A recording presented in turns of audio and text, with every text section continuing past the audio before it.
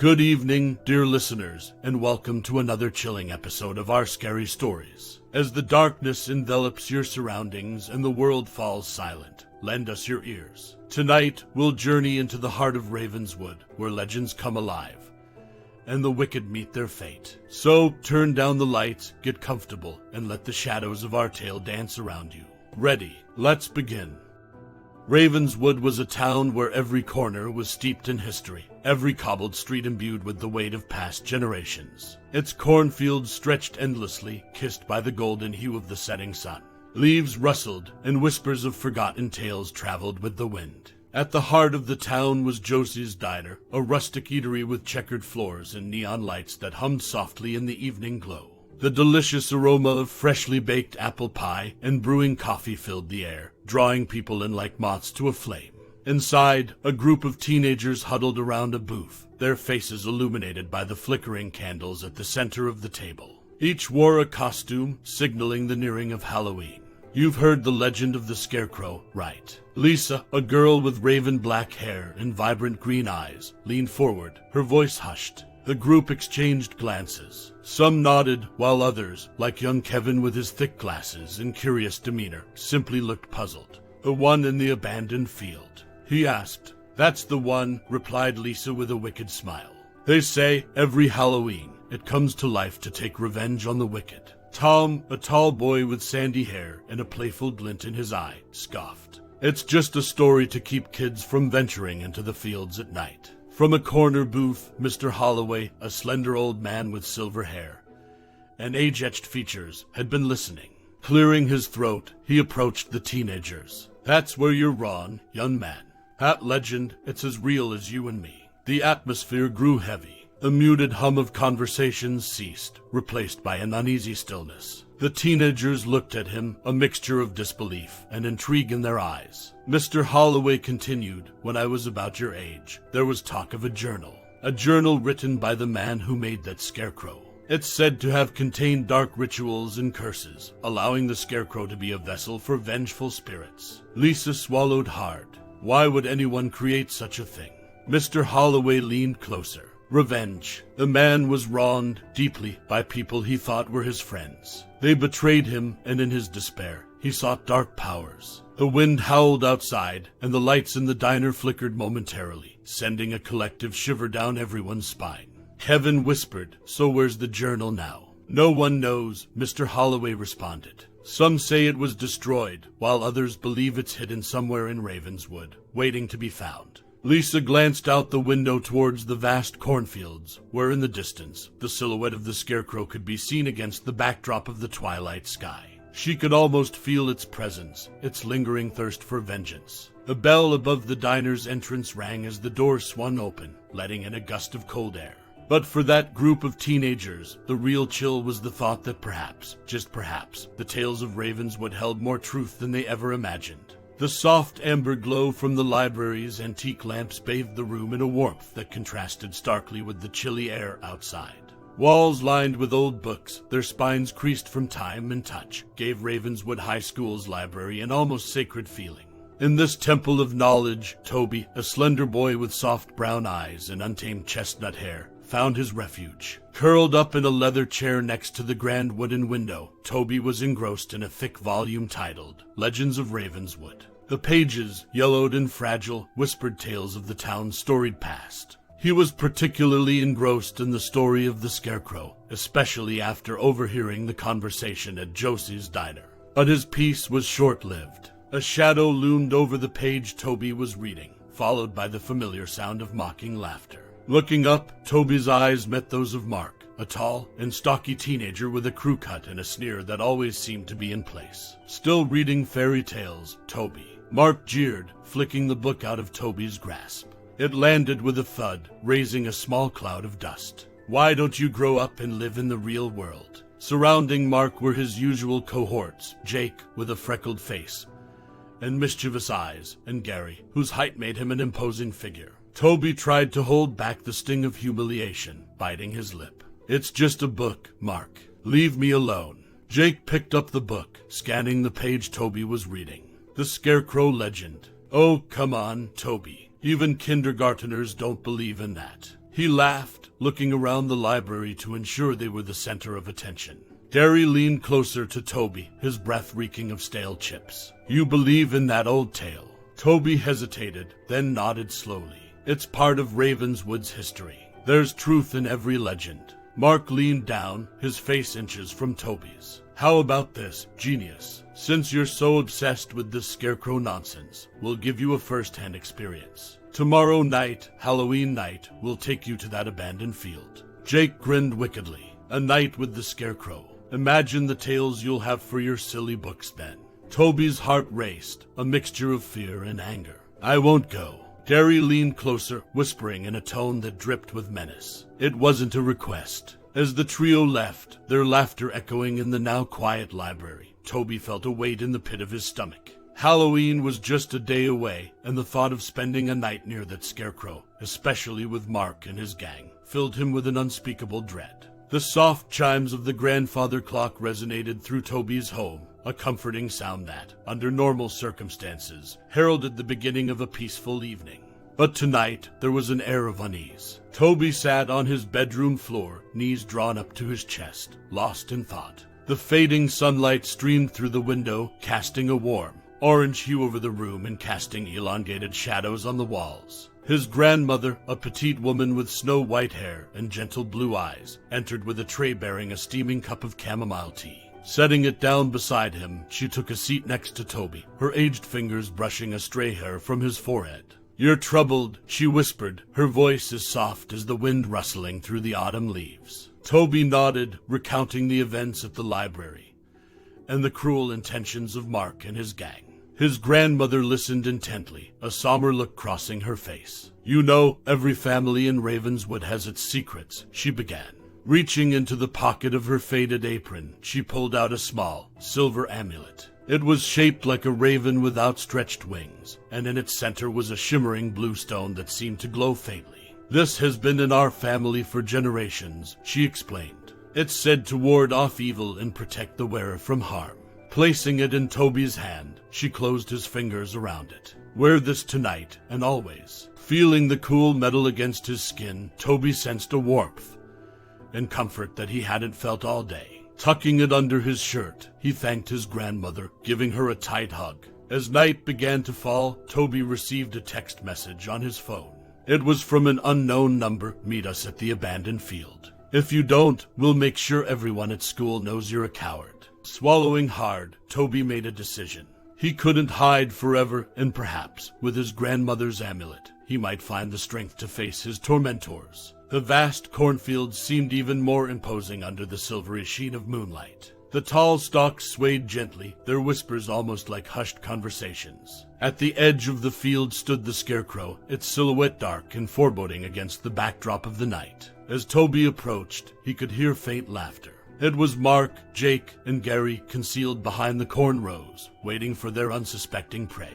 Without warning, the trio lunged at Toby, overpowering him easily. They laughed and jeered, tying him to the scarecrow with coarse ropes that bit into his skin.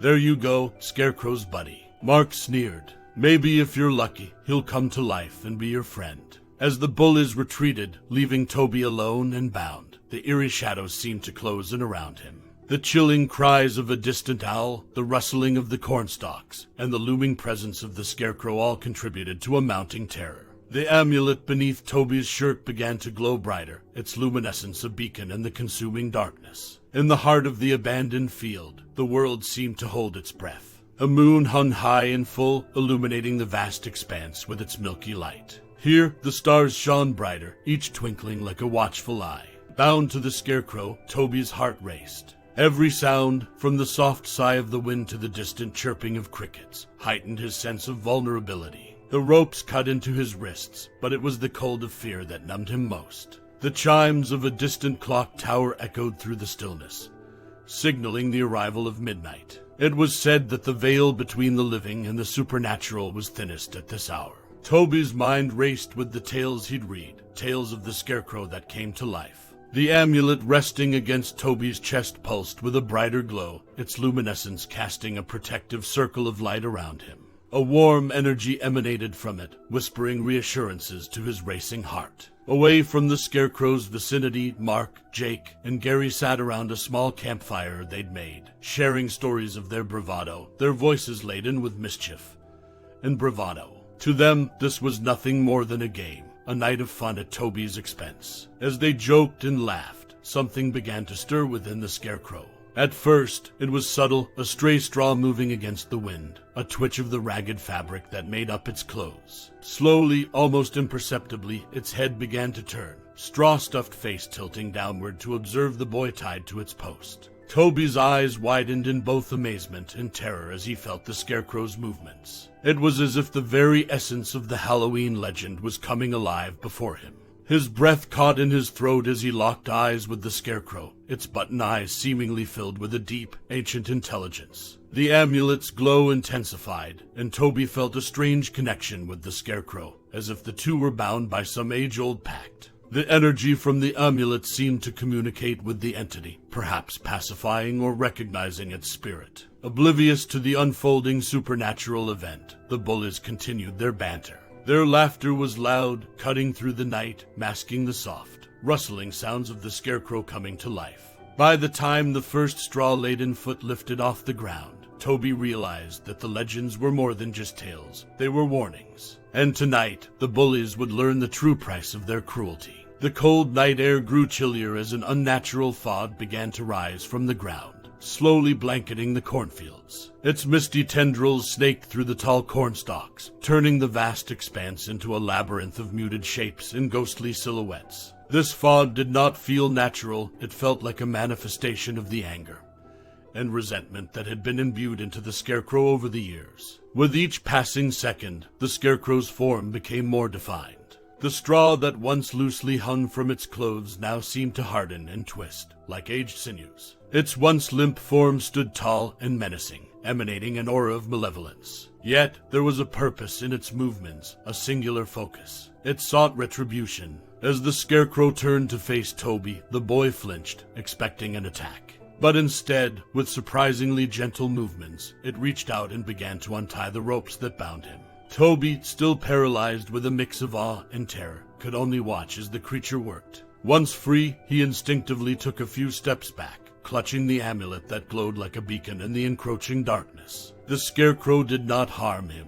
Instead, its hollow eyes shifted in the direction of the unsuspecting bullies, who were still laughing and jesting by their makeshift campfire. Mark was the first to sense something amiss. A sudden drop in temperature, a shadow moving in the periphery of his vision.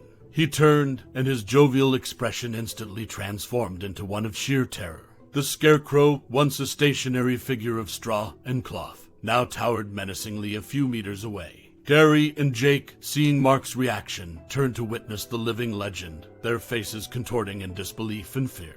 Before they could react, the Scarecrow lunged. Its movements were swift, almost a blur, belying its once inert form. The bullies scattered, each trying to escape the fog-laden cornfields, but the maze-like conditions, heightened by their panic, disoriented them. Toby, from his vantage point, could hear their terrified screams echoing through the night. Each shout was punctuated by the rustling of corn stalks and the thudding of frantic footsteps. The fog carried the sounds, distorting and amplifying them, creating a chilling symphony of terror. One by one, the screams dwindled, replaced by an oppressive silence. The fog, thick and impenetrable, hid the fate of the bullies. Toby could only imagine the Scarecrow's retribution, its long-held desire to punish the wicked finally realized. Though he was overwhelmed by fear, a part of Toby felt that tonight's events were a form of justice, a reckoning for those who had done wrong. Clutching his amulet, he whispered a silent prayer of gratitude and began his cautious journey out of the foggy cornfield, hoping to distance himself from the night's haunting events. Mark's breath came in ragged gasps as he sprinted through the twisting pathways of the cornfields. The tall stalks seemed to close in on him, their leaves whispering secrets he didn't wish to hear. Suddenly, the ground before him turned murky, and the once solid earth transformed into a bog.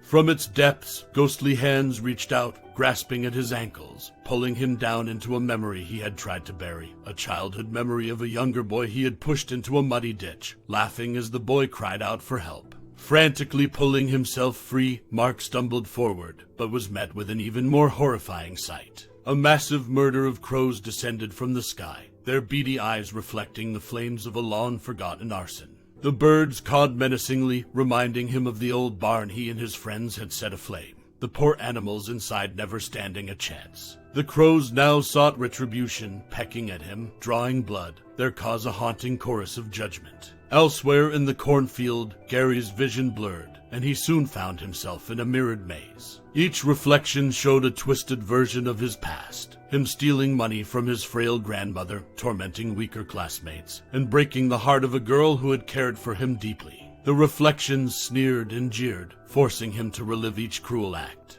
Each mirror became a window into his soul, revealing the darkness within. Jake, the youngest of the bullies, felt the ground shift beneath him. The cornstalks transformed into towering skeletal figures, their bony fingers pointing accusingly. Memories of all the animals he had tortured in his short life came back to him. Cats, dogs, even helpless birds, all appeared before him, their eyes sad and accusatory. They didn't attack, they just stood, a silent testament to his cruelty, their gaze breaking down the walls of his denial. The fog in the fields grew denser, and the haunting visions intensified. Whispers of their past wrongdoings echoed through the air, growing louder with each step they took. The bullies, each trapped in their own personal hell, realized the true power of the scarecrow. It didn't just punish, it made them face the very essence of their wickedness. The true terror of that night wasn't just a living scarecrow or vengeful spirits. It was the realization that the monsters they saw were not in the cornfields, but within themselves. The fog that had enveloped the cornfields began to disperse, leading the bullies towards specific locations in Ravenswood, places they never thought they'd revisit. Gary, dripping in sweat and desperation, found himself standing before the old barn, its walls charred and blackened. The barn's entrance slowly creaked open to reveal a disturbing silhouette, animals, burnt and contorted, their ghostly forms charging at him. Each of them a reminder of the life he took when he set the barn on fire in a wicked jest. The spirits surrounded him, forcing him to feel their fear and pain, the searing heat and the suffocating smoke. The barn's walls crumbled around him as the weight of his guilt bore down, burying him in his misdeeds. Jake, meanwhile, was drawn to the desolate well at the edge of the village. Its brackish water seemed to beckon him. As he peered into the depths, the water transformed into a liquid mirror. Reflected in it were the pained faces of the animals he had tormented, and they were now pulling him, drawing him into the abyss. He could feel the cold embrace of the water as he was submerged into the watery grave he had once forced a stray cat into. But Mark's reckoning was the most chilling of all. Guided by an unseen force, he found himself amidst the shadowy woods. The trees seemed to pulse and breathe, their branches like gnarled fingers reaching out to him. With each step, the ground beneath him replayed the sound of every cruel laughter, every mocking word, and every scream he had elicited from his victims. Then, in a clearing bathed in the soft glow of the moon, stood the scarecrow. Its straw-filled form seemed to throb with a dark energy. The scarecrow's hollow eyes seemed deeper now, reflecting the countless souls it had judged. It moved toward Mark, its form appearing larger and more menacing with every step. "You," Mark whispered, the weight of his actions now pressing against his chest, making it hard to breathe. The scarecrow stopped a few inches from him. From its form, 1,000 voices whispered Mark's darkest secrets, his worst deeds, and the pain he had inflicted upon others. The whispers grew louder, merging into a deafening roar. Mark's knees buckled as he fell to the ground, clutching his ears. He could see every tear shed by those he hurt, feel the weight of every broken spirit, and hear the echo of every heart he had shattered. The scarecrow leaned in, and with an eerily human gesture, placed its straw-filled hand on Mark's head. He could feel the icy grip of remorse, the burning shame, and the gut-wrenching guilt. As the moon reached its zenith, the scarecrow's work was complete. Mark, like the others, was left alone, a broken reflection of the monster he once was, forever haunted by the souls he wronged. The first rays of dawn began to pierce the horizon, casting a soft, golden hue over the abandoned field. The scarecrow, which had been the harbinger of judgment just hours before, now stood silent and still, its ominous aura replaced by the tranquil calm of the morning. Toby, with the amulet's warmth still resonating against his chest, sat at a distance, his eyes fixed on the scarecrow. The events of the night played over in his mind, but amidst the terror, he found an inexplicable sense of understanding and peace. The wind gently rustled the scarecrow's tattered clothes, as if whispering secrets of centuries gone by. The streets of Ravenswood began to stir as the town woke to a day like no other. Word spread quickly of the missing teenagers. Parents, siblings, and friends searched frantically, their cries echoing the same dread that the bullies had felt in their final moments. Whispers floated through the town, carried by the wind that had witnessed the scarecrow's wrath. Each whisper was a reminder of the old legends, tales once laughed off, which now took on a shroud of terrifying reality. Ravenswood would remember this night, not just as a haunting memory, but as a lesson. In the ensuing days, as life slowly returned to some semblance of normalcy, Toby often found himself at the center of hushed conversations. His ordeal and miraculous escape from the Scarecrow's judgment became the stuff of local lore. But Toby spoke little, choosing to let the amulet, now nestled securely around his neck, speak for him. Its faint glow had dimmed, but its significance had not. In the heart of Ravenswood, by the Scarecrow's silent watch, a symbol of protection was forever enshrined. It served as a grim reminder of the costs of cruelty, of the price of wickedness, and of the ever-watchful eyes of the guardians of Ravenswood. As years went by, the events of that fateful night turned from fresh wounds to scars, from scars to legends, and from legends to myths. But for Toby, and for those who dared to listen to the whispers of the wind, the message was clear. In the battle between darkness and light, between cruelty and kindness, the protectors of Ravenswood would always stand vigilant. And so, as dawn breaks, the tales of Ravenswood fade into whispers. Thank you for joining us on this eerie journey through our scary stories. Remember, dear listeners, when the night seems too still and the air too quiet, our tales are here to remind you of the mysteries that lurk in the shadows. Until next time, keep your amulets close and sweet nightmares. This is our Scary Stories signing off for tonight.